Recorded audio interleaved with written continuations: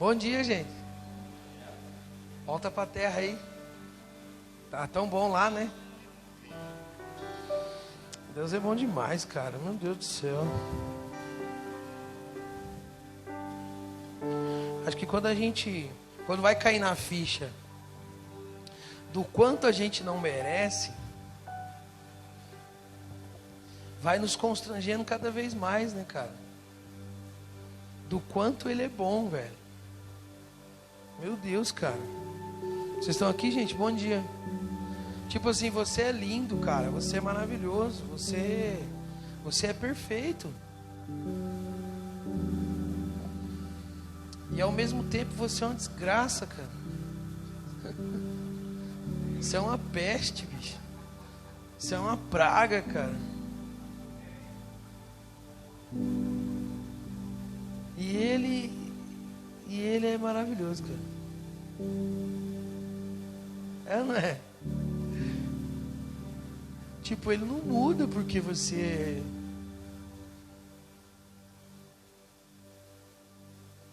né? Ele é o que é, apesar de você. É muito bom, cara. Deus é muito bom, velho. E é um pouco disso... Obrigado. Tá bom. E é um pouco disso que eu quero falar, galera. Hoje... posso começar? Bom dia, vocês estão bem? Hoje era pra gente entrar já na segunda disciplina, na verdade. Eu até acho que soltei isso domingo passado, pra gente falar sobre jejum. Mas eu fui impossibilitado pelo Espírito durante a semana de entrar, né, na segunda disciplina aí, sem antes navegar um pouco mais, né, acerca da oração. Por quê? Porque senão, e eu entendi agora a sacada, Médici. Qual a sacada? No passado, a grande maioria de nós usava das disciplinas espirituais para fins diversos, vamos dizer assim, mas um dos principais era para demonstrar a nossa espiritualidade.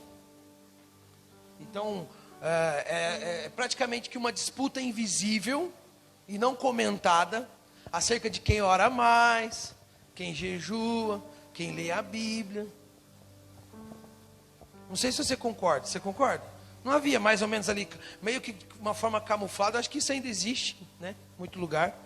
Mas de uma forma camuflada ali, que uma disputa de espiritualidade acerca de quem pratica mais.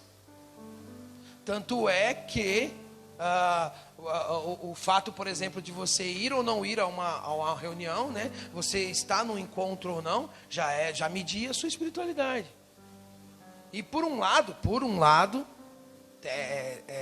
tem muito a ver, óbvio. Não é? Eu vou usar uma frase aqui bem tosca, mas você vai entender. Só tem medo de polícia quem é bandido. O que essa frase quer dizer? É famoso quem não deve, não teme, vamos dizer assim, né? Então tudo aquilo que nos agride, olha aqui para mim, o evangelho vai te ofender. Amém ou não amém? O evangelho vai te ofender. E a Bíblia e o ensino e o próprio evangelho é muito claro para que não, em nenhum momento, tenhamos que diluí-lo para que se torne mais atrativo. Ok? Não é para isso. Então vai ofender sim, porém, é uma ofensa que te transforma. Ofende o mérito. Por quê? Porque o seu Senhor morreu. Crucificado. Humilhado. E aí a gente fica aí em campanha atrás de honra. Olha que louco. A gente quer ser honrado. E o nosso Senhor, o chefe, o cabeça, foi humilhado. Mas a gente de alguma forma quer trilhar um caminho aí para ver se a gente é honrado. Então, a sacada na verdade é essa. O que Deus está fazendo com a gente, né? Hoje é que dia? 12? Olha que louco. Exatamente no próximo dia 12 vai fazer 2 anos do nosso primeiro encontro, que Que a gente teve uma reunião no dia 11, que foi um sábado, e no dia 12 já teve o primeiro encontro da nossa casa. 12 de agosto. E então mês que vem a gente vai fazer 2 anos. É uma criança, né? É uma criança que não tem tempo nem oportunidade de ser infantil. Porém é uma criança, estamos caminhando. E aí então, bem nesse período, o Senhor vem e traz para nós essa diretriz, esse impulsionamento. Vocês estão me ouvindo? Para que sejamos despertados, essa é a palavra. Despertados, você pode repetir? Despertados. É o que está acontecendo, olha para mim, eu falei isso já, o despertador tem o poder de te acordar, porém é você que decide levantar ou bater um soneca. Bate lá 10 minutos, ou só desativa e volta a dormir. Então o Senhor está nos despertando, posso ouvir amém? O Senhor está nos despertando, não só a voltar às disciplinas espirituais, mas a um lugar. Que lugar é esse? O lugar de onde a gente não devia ter saído. Que lugar? A presença dEle. E as disciplinas espirituais, elas vão nos auxiliar. E agora, como eu disse, com a mentalidade renovada, com todo o processo de amadurecimento ao qual o Senhor tem nos submetido aqui nessa casa. E não mais agora para ser melhor ou para ser o espiritual au-au. E principalmente com a consciência, olha para mim, consciência do Evangelho de que não há meios de barganhar com Deus. Que Deus não te ama mais porque você ora, ou ama mais o irmão que ora do que o outro que não ora. Que você consegue convencer o Senhor, olha aqui para mim, o homem consegue convencer ao Senhor a mudar de ideia ou fazer algo em nosso favor por meio de de nos negar, né, de abster-se pelo jejum. Porque era assim que interpretávamos, tipo, tá difícil, faz um jejum, que aí Deus afrouxa. Mentira, engano, má interpretação. E a gente vai falar de jejum semana que vem. Jejum é matar a saudade do noivo. Depois nós vamos falar disso. Mas olha só. Então,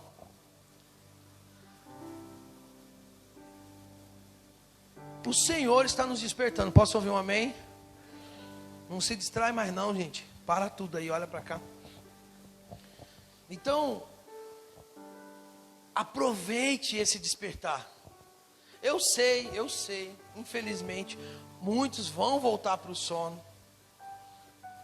Não é profecia, não é isso. Mas talvez é o tempo que está faltando, ou algo que está faltando. Porque é o seguinte, a palavra aqui que a gente está procurando é decisão. Então vai ser despertado, porém depois de ser despertado tem que tomar uma decisão. Então eu quero deixar bem claro, e estou tentando deixar claro desde quando a gente começou a falar de disciplinas espirituais, que existe a parte de Deus e que existe a nossa parte. Sim ou não? De que na salvação, o que você precisa fazer? Crer, porque o resto ele já fez. Sim ou não? Mas no reino, o que você vai ter que fazer? Tudo. Vai custar tudo. Por quê? Porque por que eu fui salvo? O que eu faço agora com a minha salvação? E o que mais a gente tem aprendido aqui, se for para resumir isso, é o quê? Aquilo que o Senhor fez por mim, eu preciso fazer por outros. Sim ou não? Então eu já comi, já bebi, já recebi da parte de Deus. Então agora o quê? No reino eu faço o quê? Eu alcanço os outros. Eu sou usado para alcançar. Foi feito em mim. Não pode parar em mim. Vocês estão aqui? Não parou em Jesus. E em tantos outros homens, cara. Em João 17, a oração sacerdotal de Jesus, ele fala daqueles que irão crer. Você lembra disso? Quem lembra? Que Jesus orou por você. Peço, Pai, não só por esses, mas aqueles que irão crer por causa da mensagem que eles vão pregar. Olha que louco. E os caras deram a vida, e muitos outros e tal, enfim, chegou até nós. E não pode parar em você. Posso ouvir amém? Então, enfim.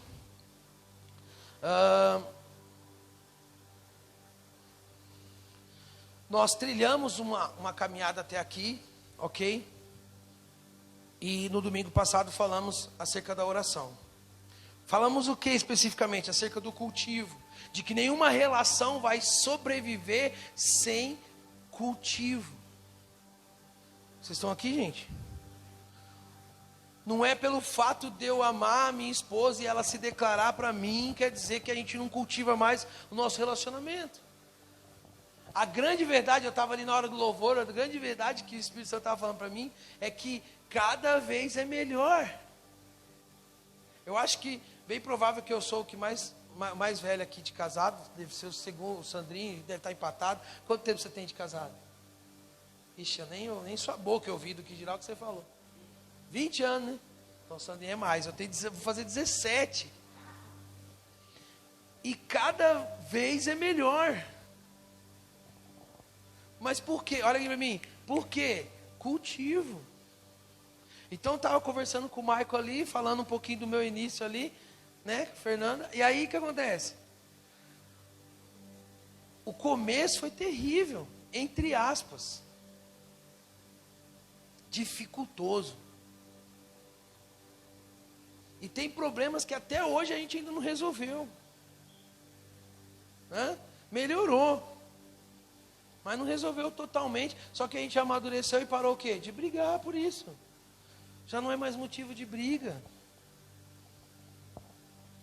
Por quê, irmão? Por quê? Porque o valor que se tem o valor que se tem uma comunhão sadia, um relacionamento saudável. Eu sei, irmão, eu não sei você, mas eu sei o que é não querer voltar para casa. Eu sei o que é querer ficar na rua, fazer qualquer outra coisa, mas não ter prazer de voltar para casa. Vocês estão aqui? Então quando você pega uma relação que está durando, e você observa o nível do cultivo, você começa a entender, olha aqui para mim, você começa a entender o que Deus diz quando nos chama de noiva. E se a gente for escatológico, a gente vai ver que na verdade já rolou esse casamento. A gente chama noiva, porém, escatologicamente a palavra correta é esposa. Porque já rolou o casamento. Né? Baseado na cultura judaica, esse casamento já houve, só que o homem, o noivo, ele vai preparar as coisas. E na cultura judaica ele vai preparar as coisas, o quarto de núpcias e tudo, para consumar o casamento. E isso é na casa do pai. E o pai é que diz, olha, está tudo pronto, ficou bom, pode ir buscar a esposa. Isso já acontece no casamento judaico. Entende a referência para nós, sim ou não? Está ficando tudo pronto para que ele venha, então, consumar o casamento. Presta bem atenção, isso vai ser muito importante para o que a gente vai falar hoje. Por quê? Porque a verdade é que vivemos debaixo de uma fadiga, debaixo de um excesso, de um cansaço, debaixo de tantas coisas que têm roubado de nós o cultivo. E eu falei semana passada também. Há uma guerra sendo travada entre carne e espírito, natureza velha e natureza nova. Essa batalha é travada todos os dias, a todo momento. E o problema é que nós deixamos as disciplinas espirituais e todo o restante que deveria potencializar a nossa natureza nova, o nosso homem interior. E estamos ao contrário, embriagando, estamos dando um porre, enxertando e alimentando em abundância cada vez mais a nossa natureza velha, ao qual conseguimos perder tranquilamente 3 horas assistindo uma série, mas não conseguimos ler 3 capítulos da Bíblia. Parece pregação legalista, mas é a verdade. Se for ler, dorme. Mas se for para ficar nas redes sociais, não dorme. Então, o que estamos fazendo?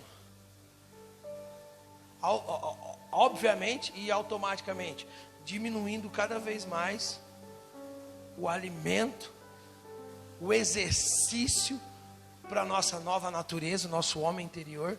E estamos cada vez mais alimentando nossa velha natureza. Sabe o que vai acontecer? Ela vai voltar.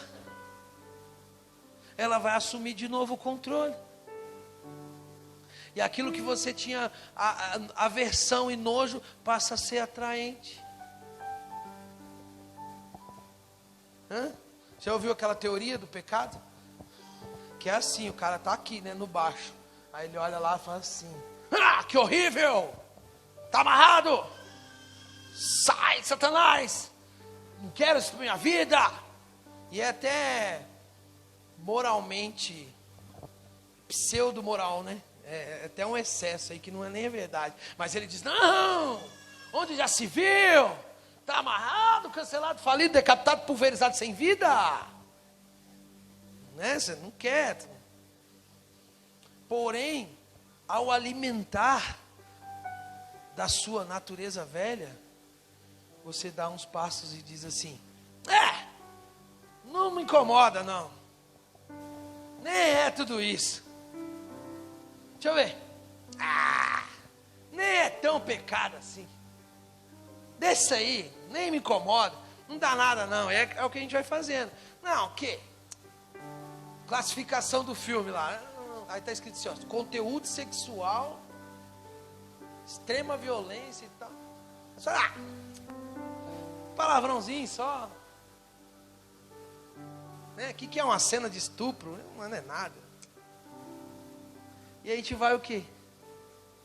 Alimentando. Pelo amor de Deus, gente, eu não sou legalista, vocês me conhecem. Não é disso que eu estou falando. Estou falando de alimentar. Ok?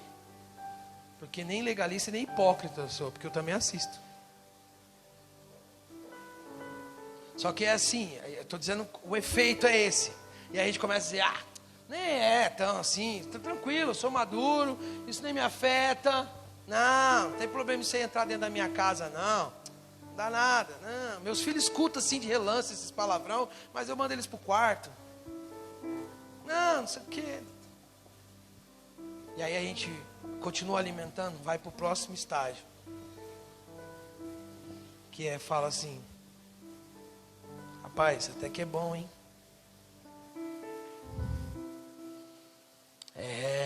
Não é tão ruim assim não, minha bem. Só que ninguém pode saber. Eu acho que eu vou até, mas Deus me livre se alguém souber, rapaz. Não. Espera aí, eu vou apagar todos os históricos. Mas, bom, às vezes é importante. Eu estou tranquilo, o importante é ninguém saber. Se não há um rompimento, a gente vai chegar no último estágio, que é abraçar e dizer: é meu. E daí? Vai cuidar da sua vida. Não tem nada a ver comigo. Você paga minhas contas. Deixa eu viver minha vida. Deixa eu fazer o que eu quero. Prova para mim, está na Bíblia. Você faz também. Eu conheço um pastor que faz. Tem um monte de igreja que é assim. Então vai cuidar da sua vida. Vocês estão me ouvindo, gente? Você acha que isso é difícil acontecer? Infelizmente não. Mas por quê? Porque alimentamos. Então, a disciplina espiritual é exatamente para nos despertar acerca de quem está comendo mais. A nossa velha natureza ou a nossa nova natureza? Quem se alimenta mais? Deixa eu te falar uma coisa, colocar a música para tocar não é louvor e adoração. Pode ficar tocando o dia inteiro, irmão. Tinha um cara que chamava Lúcifer. morava no céu. E vai cantar bem igual anjo, irmão. Hã? Então não se iluda. Assistir o filme do Moisés não é ler a Bíblia, irmão. Tá tudo errado que lá. O Não É, já viu o filme do Não É? Não é do Noé, não, esse é o Não É. E por aí vai. Não vai substituir a leitura da verdade, não. Vocês estão aqui, gente? Tá chato? Tá dando para seguir aí? Fala um amém que às vezes... Então, nós falamos sobre esse cultivo, que nenhuma relação vai superar, vai sobreviver sem cultivo. Falamos do morno, vocês lembram? E Deus tem falado muito comigo acerca desse morno. Esse morno na Bíblia, Michael, é da igreja de Laodiceia. E Laodiceia era conhecida pelos seus cristãos que queriam muito ser cristãos. Vamos dizer assim... vou usar a palavra assim, tipo top, né? Os caras queriam ser uns cristãos dedicados, mas eles também tinham um apreço muito grande por conquistar riquezas. Olha que louco, presta atenção. E eu não estou fazendo pregação de miséria e nem pregando contra o dinheiro. Daqui a pouco, a hora da oferta, eu quero que você dê muito dinheiro. Não é isso que eu estou falando. A gente precisa entender o seguinte, acerca de prioridade, prazeres e desejos. Presta atenção nisso aqui, prioridade, prazeres e desejos. Laodiceia era conhecida por os caras querer se dedicar bastante, mas ao mesmo tempo eles tinham um apreço muito grande pelas riquezas. Qual é a carta que Jesus manda o apóstolo João escrever, enviando, dizendo: olha, eu conheço vocês, sei que não é frio e nem é quente, mas é morno. Jesus estava dizendo assim: vocês são indecisos. Não consegue se dedicar no que realmente tem que se dedicar e está tentando ter as duas coisas. E a verdade bíblica, clara, porém não atrativa, é que não dá para ter tudo, irmão. Olha bem para mim aqui nas bolitas dos meus olhos. Não dá para ter tudo, porém dá para ter o melhor. Não dá para ter tudo, mas dá para ter o melhor, cara. E era isso que Jesus estava ensinando, é isso que as Escrituras ensinam, é sobre isso que a gente vai falar. O morno é o indeciso. A gente falou sobre a oração, de uma forma introdutória, de que a oração é um diálogo, né, uma conversa, mas que essa conversa precisa estar definida, de quem é você nessa conversa. E que muitas das vezes o nosso comportamento na hora de orar tem mais a ver com um cliente que está juntando ali créditos para ver se compra alguma coisa de Deus. Então, tipo assim, eu tenho que orar, eu tenho que fazer, eu tenho que ir. E esse eu tenho está cada vez mais como uma obrigação, é um cliente, entende? A relação é de cliente. Estou acumulando, passando crédito para ver se eu consigo comprar alguma coisa de Deus. Ou a nossa oração é a do pedinte, que pede para Deus até aquilo que nós mesmos poderíamos estar fazendo.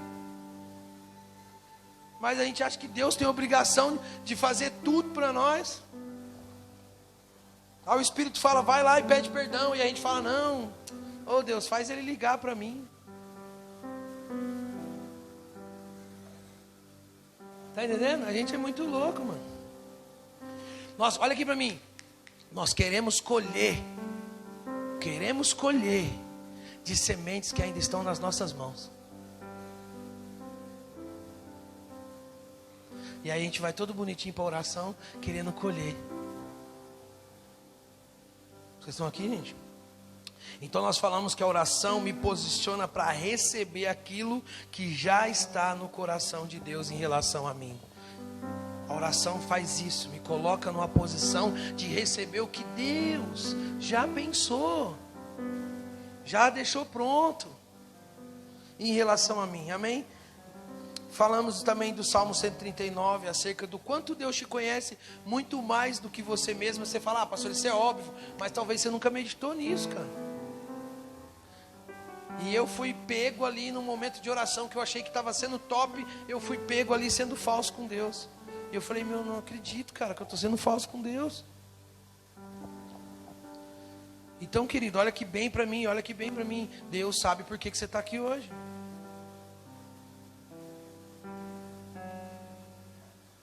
Se é troca, barganha, necessidade, alguém armou uma casinha para você,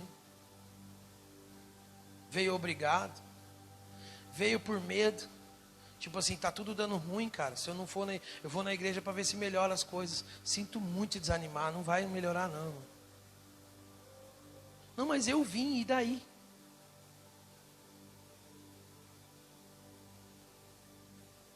Não é só isso. Eu sou daqueles o seguinte, melhor que veio. Porque no mínimo você está ouvindo que não adiantava ter vindo. Loucura, né? Mas para mim faz sentido, não sei se para você vai. Que não adianta vir e não ter o entendimento do que você está fazendo.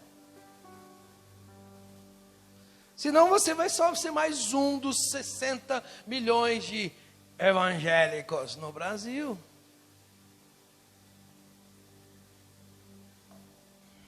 Hã? Num Brasil que a Gretchen é evangélica. Nada contra a Gretchen. Está gravando? Então, nada contra a Gretchen. Vocês só entenderam o que eu falei, né? Quer trocar pilha? Fala alguma coisa pro seu irmão aí. Então, gente, olha só. Coloca a primeira imagem para mim, Lud. Quero começar já com essa imagem. E a gente vai falar então sobre a oração. Olha só. Olha que louca essa frase de Agostinho, cara. Se pode ser melhor do que já é, né? Do que és. É evidente que ainda não és tão bom como deveria. Não, vamos lá, gente. Pega essa. Se pode... quase que eu ouvi Deus falando para mim isso aí. Tipo assim, a pastora falando isso para mim, né? Se pode melhorar... Se pode ser melhor do que és, é evidente que ainda não és tão bom como deves. Você concorda com isso ou não? Você identifica com isso ou não? Poxa, se pode melhorar, tá óbvio que não tá tão bom, gente. É que a gente acostumou com aquela frase, não, sempre dá para melhorar. Sempre dá para melhorar porque a gente sempre tá ruim. Sim ou não? Não, cara, existe uma perfeição em Deus aí, que a gente pode chegar muito perto. Né? Você, faz assim, ó, olha aqui para mim. Pensa agora, rapidão, em 3 defeitos seu. Calma, só 3. Não, pensa, fala um em voz alta para você mesmo, assim. Né? Se você é casado, está do lado da sua esposa, ela pode te ajudar. Tô brincando. Ó, agora pensa em 3 qualidades. Uma boa parte de nós já tem dificuldade aí em enxergar em nós mesmos qualidades. E obviamente vamos enxergar rapidão os defeitos. A questão é que, sim, dá para melhorar. Porém, olha aqui para mim. O que estamos fazendo? Sabe quando você fala, cara, eu tinha que ser mais assim, mais intenso com Deus. Eu tenho que ser mais profundo em Deus. Não, cara, eu tinha que estar, olha, e você se cobra, mas aí não passa de uma cobrança. Então o que a gente está falando aqui é para despertar acerca das disciplinas espirituais, que é você fazer algo, nem que for na marra, até que se torne prazer. Sim ou não? Porque achar que vai virar prazer de um dia para o outro, irmão, não vai não. E quem faz isso é Deus. E Ele é poderoso para isso. Então olha só, nós falamos domingo passado sobre o carro, olha aqui para mim, o carro e a corrida. Então nós falamos sobre a disciplina, sobre o carro e a corrida, que seria a oração, de certa forma, de mais a ver com a disciplina espiritual. Então presta bem atenção, não é para hoje isso, mas precisamos urgentemente cuidar do carro. Estamos muito preocupados com a corrida e não estamos cuidando do carro. Então estamos indo para essa corrida, faltando trocar o óleo, faltando trocar filtro, faltando, né, apertar alguns parafusos, fazer revisão, trocar pneu. Mas o importante, nós estamos, vamos meter o louco, vamos fazer a corrida. E olha aqui para mim, é assim que muitos ministérios têm se sustentado. Os caras falam da corrida, mas não falam do carro. Por isso que tem um monte de pastor imoral, viciado em pornografia, homem de 2, 3 amantes. Por quê? Porque o carro ninguém está cuidando. Não, vamos falar da corrida. Importante é a obra, importante é o ministério, importante é isso, é aquilo, e o carro vai, entendeu? Então a questão das disciplinas espirituais, a gente quer primeiro tratar o carro. Senão essa corrida é fake. E não vai chegar. Mas hoje, especificamente, eu quero falar do avião e o voo. Tratando o avião já como uma oração, e o voo como essa oração deve fluir. Não como você tem que fazer obrigatoriamente, ok? Não é isso. Se é um diálogo, se é uma coisa pessoal, e eu vou dizer para você como que tem que ser feito, vai se tornar uma reza então. Aí eu vou escrever como que você vai orar, beleza? Chega lá na sua casa, você ajoelha e lê. Então não é isso, certo? Mas você entende quando eu falo sobre o avião e o voo? Entende ou não? E para mim, eu queria muito que vocês assimilassem, se eu conseguisse, Deus me dá graça, para trazer esse entendimento para vocês acerca de como eu tenho sido visitado, despertado com isso. Vamos usar Jesus como um exemplo, óbvio, para falar de 3 orações, por exemplo, do secreto, que Jesus se retirava, lembra? Não vou ler os textos para ganhar tempo. Jesus se retirava e deixou os discípulos e subiu ao monte para orar. Obviamente, secreto não é monte, secreto não é só quarto fechado, secreto é solitude, é estar sozinho com Deus, o mais sozinho possível. E Jesus fazia isso, porque isso é cuidar do carro. Vocês estão aqui? Isso é cuidar do carro. Mas Jesus também, por exemplo, em João 17, faz orações intercessórias, total e específica em prol do outro. Vocês estão aqui, gente? E nada para si, está orando em favor do outro. E a oração coletiva, quando ele separa e diz para Pedro, Tiago e João, diz: vem comigo, vamos lá. E eles vão orar, e tem aquela cena de Jesus voltar, os caras estão dormindo. Ele disse: não, cara, vamos lá. Então veja bem, tudo isso tem um propósito, tudo isso tem significado, tem até o sentido escatológico. Quando o versículo diz que o Espírito e a noiva dizem vem, esse dizem vem é pode vir. Já preparamos, já está tudo certo. O Espírito e a noiva está em concordância de que é hora de vir, pode vir, porque já estabelecemos. Já nos tornamos e estamos preparados. Isso fala de uma oração escatológica. Vocês estão entendendo, gente? Porque quando fala oração, a gente pega tudo e coloca no mesmo pacote. Aí a gente vai orar, a gente não sabe se pede para a mãe, pede em favor do pai, se a gente agradece a Deus, se a gente ora pelo Brasil, e daqui a pouco está tipo... É um e-mail confuso. A hora que Deus puder, Ele desembaraça e responde. Não é diálogo e nem... então, estão entendendo? Então o secreto é esse diálogo.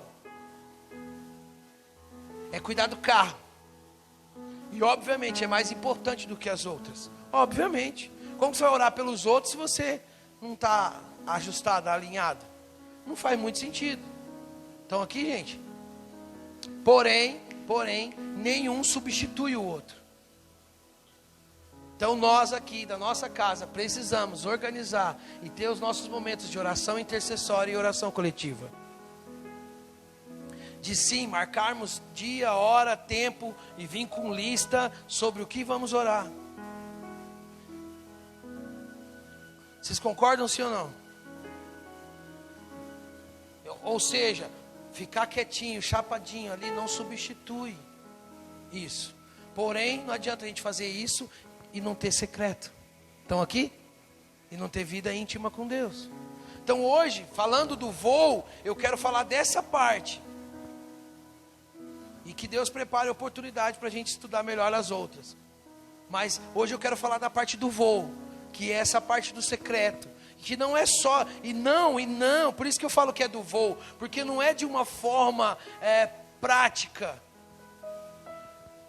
Por quê? Porque a gente já falou um pouco sobre isso, e que o secreto tem a sua linguagem, né? Às vezes não tem fala, às vezes tem música, às vezes não tem música, às vezes você canta, às vezes você chora. Mas eu falo de consciência. O que você está fazendo aqui? Tenta imaginar isso. Tenta imaginar isso. Amanhã, você, não sei quem está se esforçando aí para cumprir aquele desafio dos 21 dias, mas pensa, você amanhã vai para o seu momento ali com Deus, seu secreto, e aí você ouve de Deus a pergunta: o que você está fazendo aqui? O que te trouxe? O que você quer?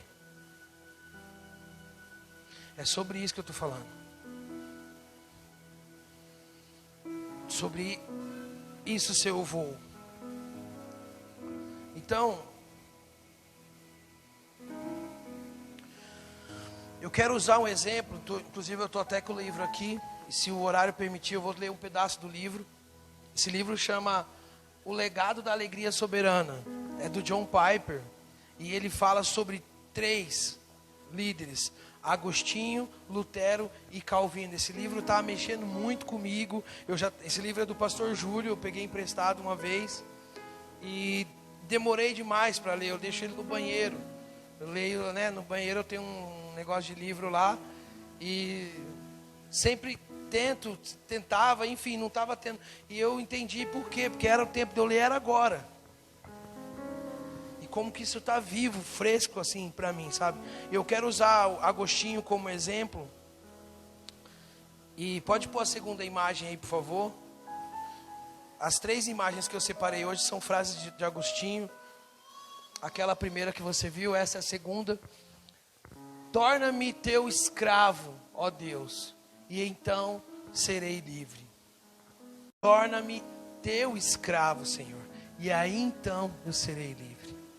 Agostinho tem um histórico peculiar assim, e ele é considerado um dos patriarcas dessa reforma, né, de tudo o que aconteceu na vida da igreja. Ele é um dos poucos que levou o título de doutor da igreja. Né? Ele estudou sobre retórica, e nesse processo todo aí que ele foi alcançado. Agostinho, desde os seus 11 anos já tinha uma inclinação ao maniqueísmo, que era praticamente não, é uma seita, né? Vamos dizer assim, e que coloca muito o homem de uma forma central, entende? E obviamente na época dele, juntamente com os filósofos e tudo mais que se tinha, que se alimentava, isso ficou muito forte. Com os 17 anos, além do maniqueísmo, ele também se inclinou para o hedonismo. Para quem não sabe, o hedonismo é ter o seu eu, o seu ventre como seu próprio Deus. Então presta bem atenção, por que eu estou usando Agostinho, por que a gente está falando sobre isso? Porque Agostinho, ele vai declarar nas suas confissões, inclusive o livro dele chama Confissões, ele vai declarar o quanto, presta atenção e acorda aí, irmão, o quanto ele era viciado no prazer sexual, independente de o que fosse. E esse hedonismo obviamente potencializava tudo isso, certo? A história bíblica vai mostrar que na época de Noé era esse o estado do homem, hedonista, né? Tamanha era a coisa horrível, né? Como Sodoma e Gomorra era hedonista, uma cultura impregnada. Vocês estão aqui? Mas que nível de cultura é essa de ter o seu eu? Então presta atenção, por que eu estou dizendo isso, por favor. Agostinho vai deixar ensinamentos que nos desperta a entender que o homem em si, e aí você vai lembrar de Eva, que vai ter o seu ventre como Deus, por isso que o pecado era um fruto, é algo de comer, vai associando. O que era proibido era algo de comer, porque conecta com ter o seu ventre como seu Deus. E foi o que Eva fez, ela quis ser Deus de si mesma, lembra? O diabo disse, se você comer, você vai ser como Deus. Então presta atenção, essa liberdade de ser seu próprio Deus, é de fazer tudo sem freio, sem limite e sem peso, sem culpa. Porém não é verdade, porém não suporta viver dessa forma. Mas Agostinho era desfreado nisso. Então ele acreditava, junto com muitas outras pessoas, que o homem tinha sido criado para ter prazer. E eu concordo. Porém ele mesmo vai descobrir que esse prazer não era o que ele vivia. Então olha aqui para mim, irmão, olha bem aqui para mim. Nós matamos para ter prazer. E eu não estou me apegando ao único prazer sexual, ok? É o mais forte? Sim. É predominante? Sim. Porém não é o único. O prazer, as riquezas e a fama é tão nocivo quanto. A droga e os outros vêm depois. Eu estava lembrando ontem, cara, eu estava lembrando de como eu podia ficar tanto tempo drogado e consumindo droga e a vida passando. Sabe, eu falava, cara, que loucura, mano. Mas aí eu lembrava, era o prazer que eu tinha naquele momento.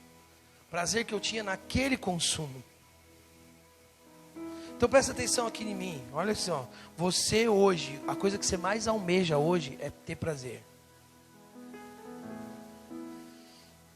Seja proporcionado pela segurança, seja proporcionado pelo dinheiro, seja proporcionado pelo sexo, seja proporcionado pelo status.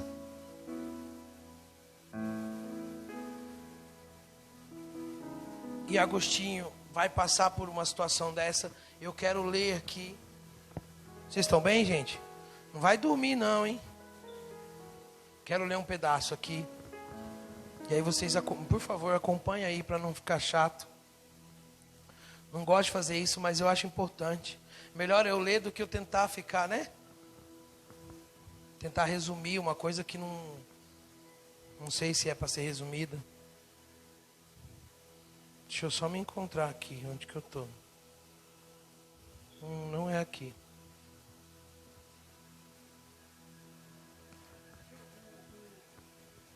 O que eu vou ler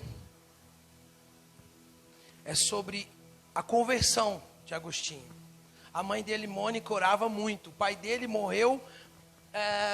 O pai dele, dizem, né, que se salvou, vamos dizer assim, né, se foi alcançado por Deus, praticamente num leito já de morte. Já nas últimas horas dele, que ele foi alcançado por Deus. E Mônica, mãe de Agostinho, orava muito para que isso não acontecesse com ele. E apesar das suas orações, ele ia cada vez mais longe do cristianismo, cada vez mais longe do Cristo. Mas, bom, enfim, não vou Vamos gastar tempo com isso, mas depois ele mesmo vai mostrar para a Mônica que a oração dela não era acerca de ser instantânea, porém era o cultivo daquilo que ela orou, e ela estava ali contemplando o resultado das orações dela, que era Agostinho. Vocês estão me ouvindo, gente? Por favor, olha só, escuta aí. Era final de agosto de 386. Agostinho agora beirava seus 32 anos. Estava conversando com o seu melhor amigo, Apílio, sobre a disposição para o sacrifício pessoal e sobre a santidade. Uma santidade fora do comum, de Antônio, um monge conhecido, um monge egípcio. Agostinho estava atormentado com sua própria escravidão bestial para com a lascívia, enquanto os outros estavam livres e santos em Cristo. Junto à casa onde estávamos hospedados, havia um pequeno jardim. Isso já é Agostinho relatando. Fui levado a me refugiar ali por causa do tumulto do meu coração.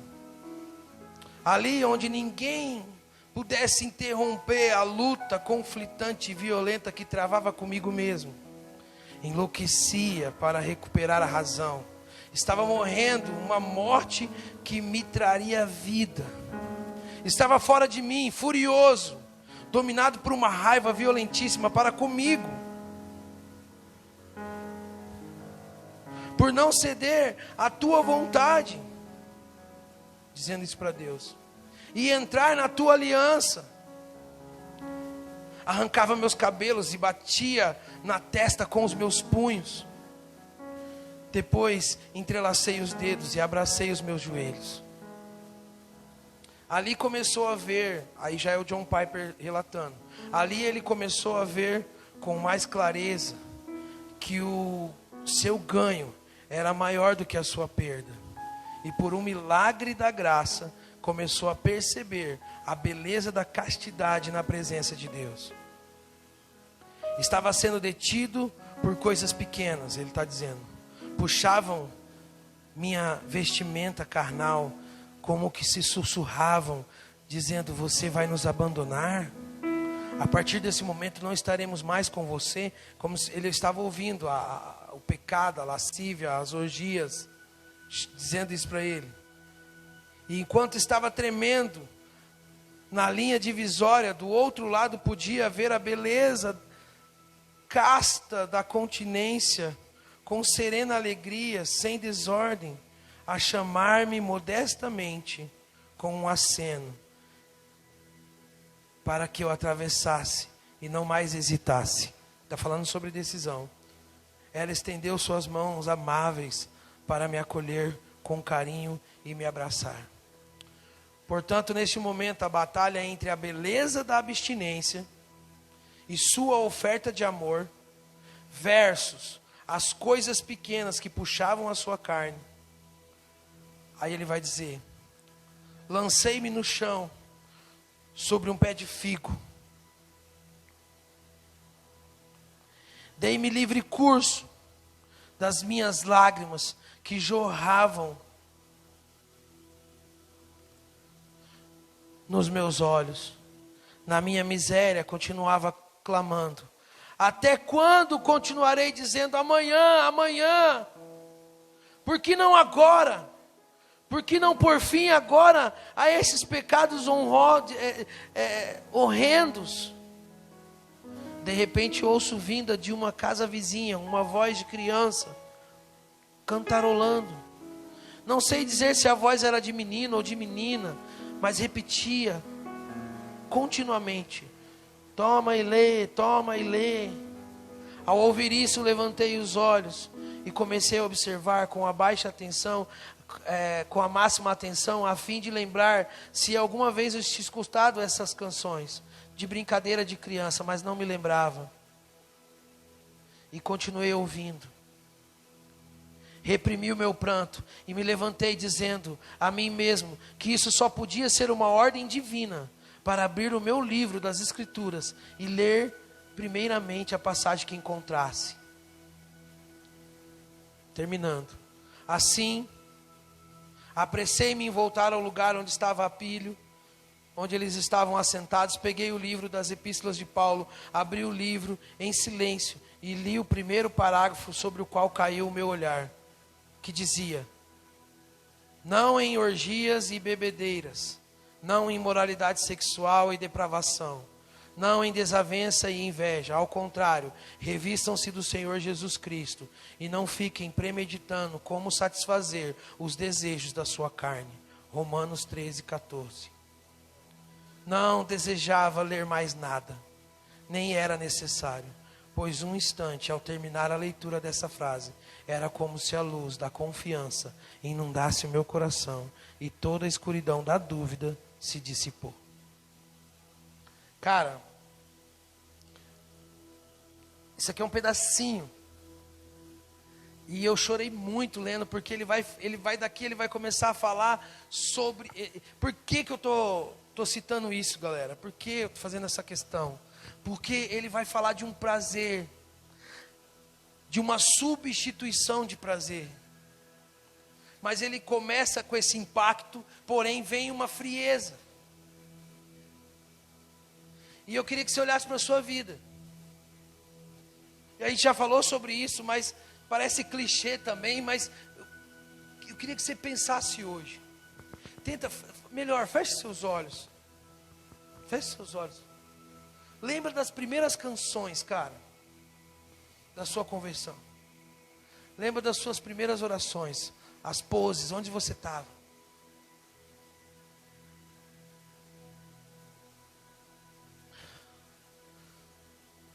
Eu vou te falar a verdade, não é fácil voltar para aquele lugar. Não é fácil voltar para aquele ambiente. Porque às vezes agora a gente se julga maduro e achava que aquilo lá era uma fé inocente. Não, não era uma fé inocente não, cara, era um prazer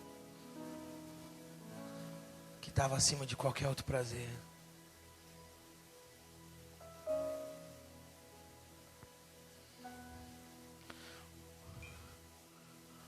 Hoje temos mais prazer com o brinquedo que Deus deu do que o Deus do dono do brinquedo.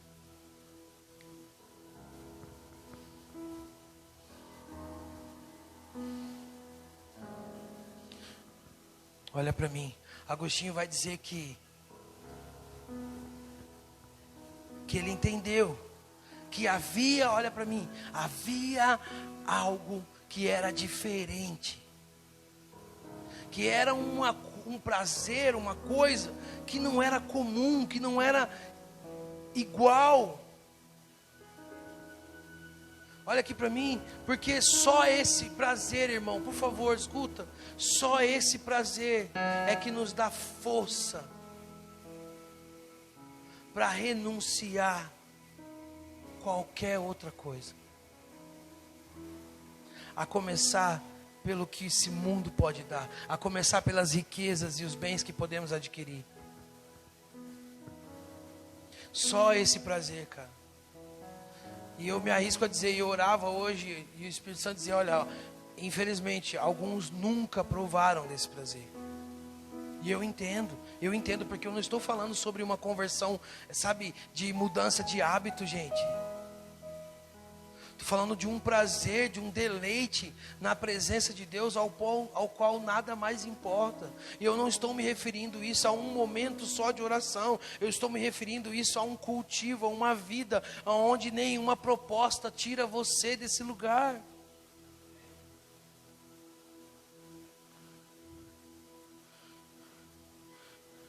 O prazer maior, cara. E a oração de Agostinho era: Senhor, me ensina a te amar mais. Hoje nós oramos mais para Deus fazer algo. E a oração era: Deus, me ajuda a te amar mais. Me ensina.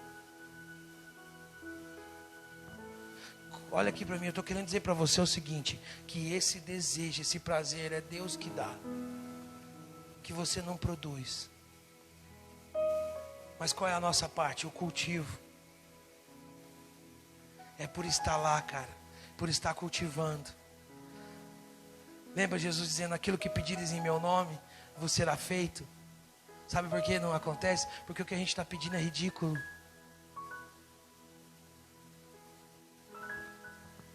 E a gente quer que Ele faça as coisas, até mesmo nos transformar.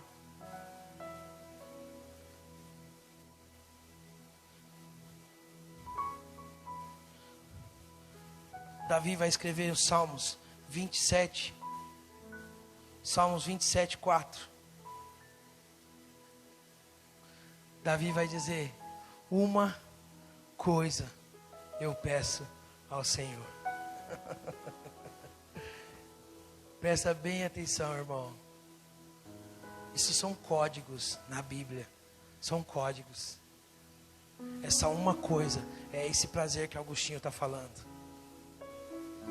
Não, cara, Davi era tudo estragado. Davi era um cara ruim, velho. A gente fala de Davi. Davi, ruim daquele jeito, a gente continua falando bem do cara, velho. Mas é um cara totalmente estragado, cara. Mas uma coisa ele tinha, velho: o coração igual ao de Deus. Busquei, Deus disse: achei o meu servo Davi, homem segundo o meu coração, e que fará tudo quanto eu tenho falado. Uma coisa eu peço ao Senhor, e a buscarei. Presta bem atenção, irmão. Ele está dizendo: uma coisa eu peço e a buscarei, que eu possa morar na casa do Senhor todos os dias da minha vida, para contemplar a beleza do Senhor e meditar no seu templo. Deixa o versículo, nós vamos falar sobre cada parte desse versículo. Uma coisa, buscar a casa do Senhor, que é a presença, e o meditar na beleza. Olha só. Jesus, em Lucas 10, 42, se der tempo de colocar. Jesus, Lucas 10, 42, e já prepara Filipenses 3, 8. Lucas 10, 42. Jesus está dizendo para Marta, quando Marta diz: Senhor, o Senhor não está vendo? Estou trabalhando. E fala para minha irmã me ajudar. E Jesus diz: Marta, você está preocupado com muitas coisas, mas apenas uma é necessária. Maria escolheu a boa parte. Presta atenção, presta atenção. E esta não lhe será tirada.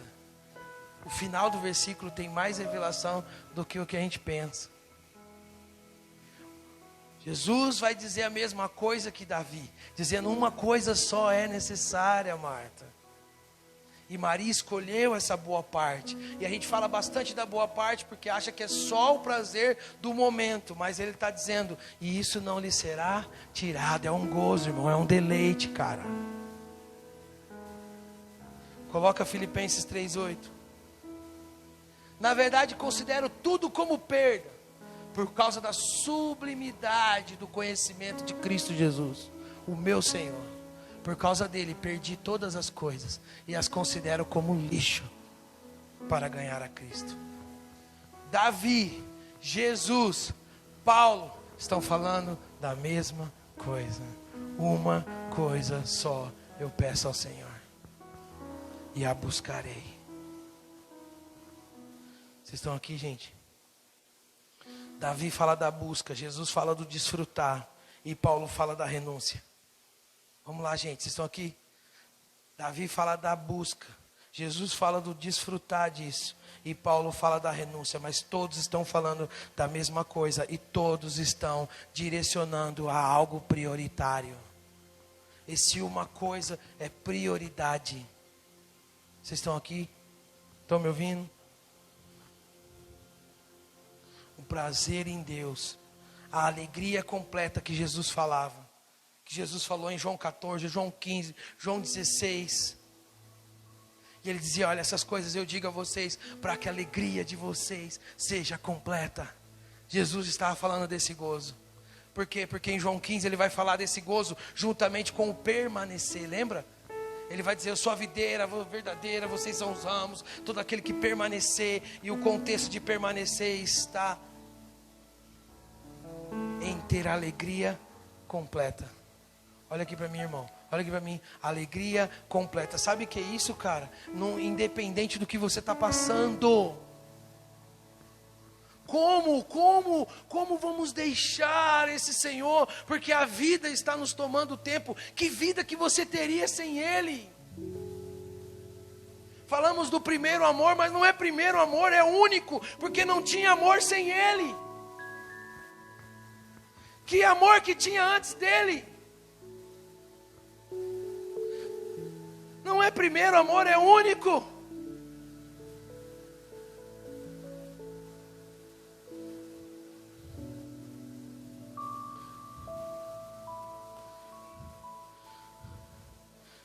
Primeira coisa, prioridade. As nossas orações refletem as nossas prioridades, cara. A nossa dependência. Saber que não estamos sozinhos e que não vamos conseguir sozinhos. Por isso que Jesus falou em João 15:5: sem mim nada podeis fazer. Ele é a fonte, cara. Ele é tudo que a gente precisa. Ele é o recurso, é Ele que vai gerar esse prazer em você por causa do cultivo. Vocês estão me ouvindo? Você não produz isso, é Ele que produz. E você cultiva e Ele então vai gerar isso em você. Depois a busca. E a buscarei. Remete ao quê? Remete o quê? Que Deus tem a parte dele e nós temos a buscarei. Olha aqui para mim, não é sobre vir aqui, cara. Olha para cá, não é sobre vir aqui, mas é sobre vir aqui.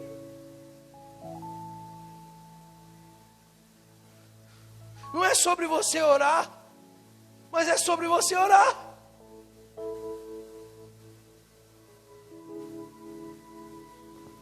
Ah, mas é que eu não entendo a Bíblia. Pega, abre e fala: Deus, me ajuda a entender. Não tem curso. A gente que inventou um monte de coisa. Felipe é teletransportado. Passa num lugar, ele passa, tem uma carroça lá, passando, e ele escuta o eunuco lendo, e ele corre do lado e fala: presta atenção que ele pergunta: você entende o que está lendo? Não era só ler. Ler, todo mundo lia, todo mundo já tinha os pergaminhos, todo mundo já conhecia. Ele estava lendo, ele diz: ei, você entende o que lê? Ele sabe o que ele estava lendo? Ele estava lendo o que em Isaías 53 ele estava lendo. O que hoje é Isaías 53, mas naquela época era só um pergaminho. E ele estava lendo que ele levou sobre si as nossas dores, as nossas enfermidades, que o castigo que nos traz a paz estava sobre ele, pelas suas pisaduras nós fomos sarados. Felipe está ouvindo ele lendo e olha para dentro da carruagem e fala: você entende? Ele pede para parar a carruagem e fala: como eu vou entender se ninguém me explica? Felipe então explica para ele. Olha a importância, irmão, de ter alguém que nos ajuda a interpretar corretamente, fiel e verdadeiramente. Porém, não tem melhor professor do que o Espírito Santo. E o Felipe lê para ele de novo, explicando, e diz: agora você entende? Ele falou: eu entendo. Então, tem água ali, o que me impede de ser batizado? Felipe falou: nada. A gente faz curso. Fala: não, primeiro você vem aqui, faz 3 sábados, aí vocês vão ver se você pode ser batizado, depois nós te dá um certificado.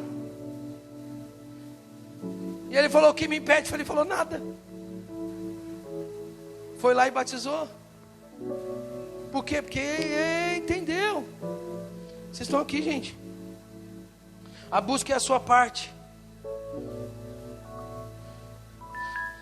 E a Bíblia diz que não devemos buscar. Põe a terceira imagem, por favor, Ludi. Não devemos buscar de qualquer forma. A Bíblia diz o que? Buscar-me-eis e me achareis quando me buscares de todo o vosso coração. E aí fecha a última frase de Agostinho, que ele diz: com o coração se pede, com o coração se procura, com o coração se bate, e é com o coração que a porta se abre. Olha aqui para mim, Deus não quer que você simplesmente o busque. Ele quer que você deseje buscá-lo. Eu não sei se dá para entender. Não é só sobre buscar, mas Ele quer que você deseje buscá-lo. Alguém está entendendo, eu sei. Quando fala ali, a casa do Senhor, no versículo lá de Salmos 27, que ele diz, e uma coisa eu peço ao Senhor e a buscarei, que os meus pés, que eu possa estar na casa do Senhor. É porque a casa do Senhor, o templo, o local, a presença do Senhor era representada por um local por causa da arca. Vocês estão aqui? Mas o que o Senhor nos ensina é sobre o que? A presença de Deus. Uma coisa então eu peço e a buscarei, que eu possa estar na presença dEle. E que isso é prazeroso para mim. E meditar fala sobre investigar, sobre estudar, sobre gastar tempo. Vocês estão aqui? A W. Tozer fez uma declaração dizendo sobre a igreja de antes, e a igreja de agora. Diz: hoje buscamos a Deus e paramos de sondá-lo.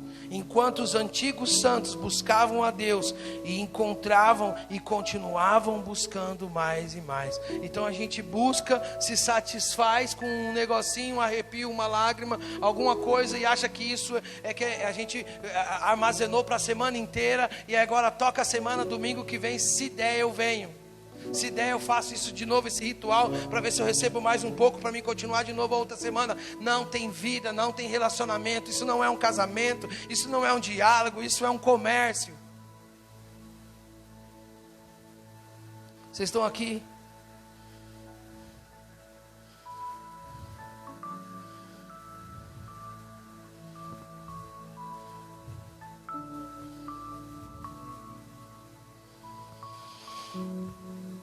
Eu estou falando, olha para mim, irmão, eu vou encerrar agora. Eu estou falando de um prazer que Deus vai te dar, que não tem como você produzir, que não tem como você fazer nada para ter esse prazer. Como assim? Não adianta eu fazer nada? Não, não adianta você fazer nada. Então como que eu consigo? No cultivo. É no cultivar. Até porque a grande maioria aqui que eu estou falando, que já provou desse prazer, é porque cultivava ela no começo. Vamos lá, tem que ter alguém aqui, gente, pelo amor de Deus. Vocês estão me ouvindo? Talvez você está dizendo, não, para mim hoje está a mesma coisa. Amém, irmão, olha, glória a Deus pela sua vida.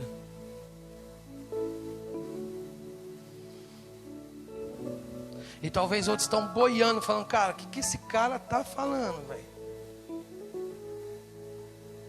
E eu sei que isso está acontecendo. Por isso que tem pessoas que precisam voltar para esse lugar, para essa presença, para esse prazer. E não é olha aqui para mim. E não é você que vai fazer isso. É Deus. E há aqueles que precisam provar disso, que nunca provou. Não estou falando que é o sentir gostoso. Ai, que gostoso. Arrepio e tal, que legal. Estou falando de um deleite. Um prazer, cara, maior. De você orar e dizer, Deus, obrigado. De você orar e dizer, Senhor, eu não posso ter mais prazer nas coisas do que no Senhor.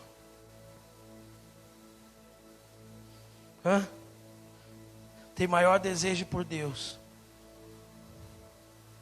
do que qualquer outro desejo e prazer. Mesmo com a minha esposa, um prazer, saúde sexual, deleites e prazeres legítimos.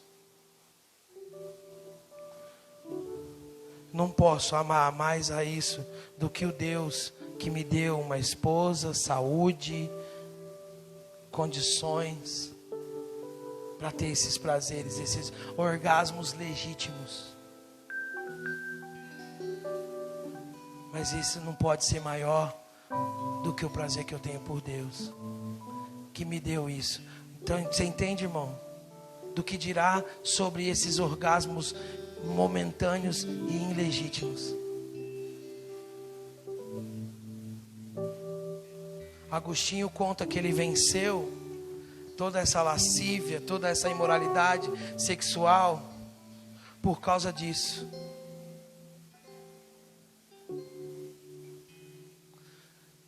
E eu passei por uma experiência onde a graça foi maior do que a punição, do que a acusação.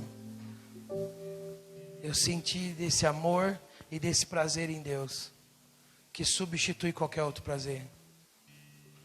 Vocês estão me ouvindo, gente? A minha oração hoje é: Deus nos ajuda. Deus nos faz te amar. Deus nos coloca nessa posição. Aumenta a nossa fome, aumenta a nossa sede. Que a nossa oração, irmão, agora seja para que Deus nos transforme nesse desejável, aquele que deseja esse prazer. O prazer da presença dele, que substitui qualquer outra coisa. Eu sei que não é fácil. Ao ler aqui Agostinho, já dava para entender que luta que estava sendo travada, irmão. Imagina você também. Talvez nem luta agiu, porque às vezes a sua carne está tão forte que não tem nem luta aí. Mas se isso acontecer com você hoje, irmão, dê o primeiro passo de decidir que essa presença de Deus seja maior do que qualquer outra coisa. Nós não temos esse tempo que acha que temos. Estamos buscando tantas coisas. E o Senhor está dizendo: ei, uma coisa só é necessária. Você tem essa uma coisa, irmão? É uma coisa só é necessária. Você tem ela? Porque é só uma coisa. Eu fico imaginando, isso é meu, tá? Posso estar falando uma heresia aqui. Mas eu fico imaginando e viajando, a gente chegando lá nos portões e dizer: olha, eu tinha isso, eu tenho aquilo, eu fiz isso, eu fiz aquilo. Ele vai dizer: não precisava não de nada disso, só precisava de uma coisa.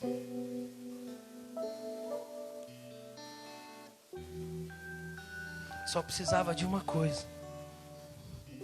Vocês estão aqui? Fecha seus olhos só um minuto, por favor.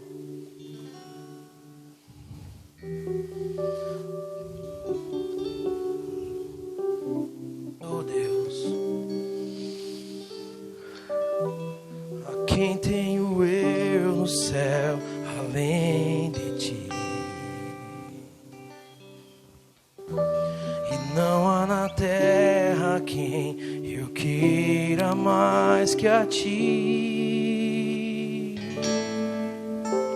Estou apaixonado,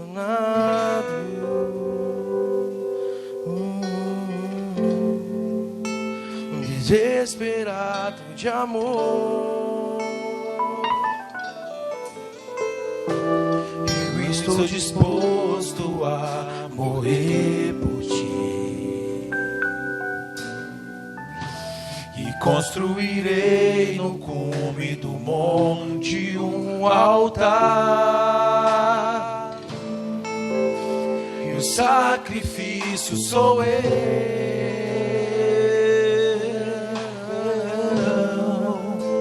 O sacrifício sou eu, e abro mão dos meus sonhos, abro mão dos meus planos, abro mão da minha vida por ti.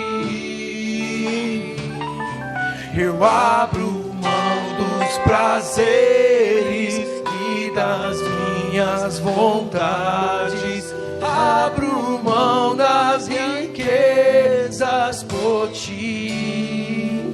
Estou apaixonado.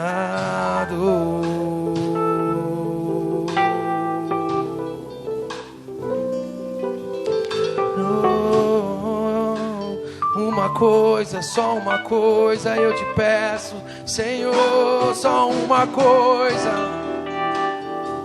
Que eu possa estar em tua presença, que eu possa me deleitar e gozar da tua presença, Senhor.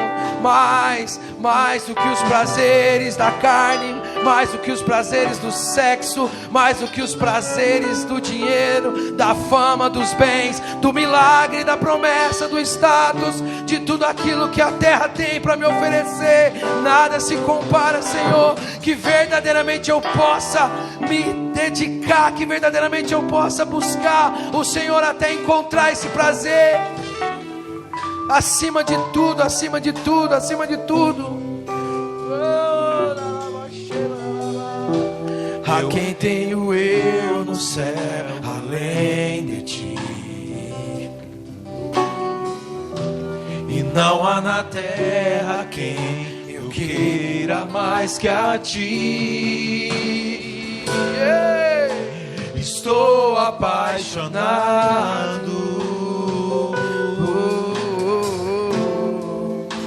desesperado de amor. Eu estou disposto a morrer por ti. E construirei no cume do monte um altar. E o sacrifício sou eu.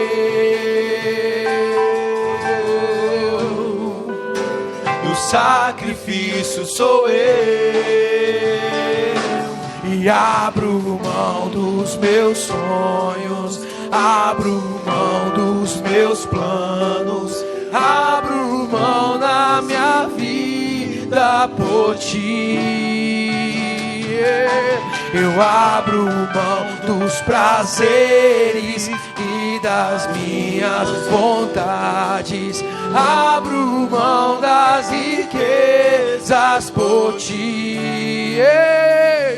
Eu abro mão dos meus sonhos, abro mão dos meus planos, abro mão da minha vida por ti.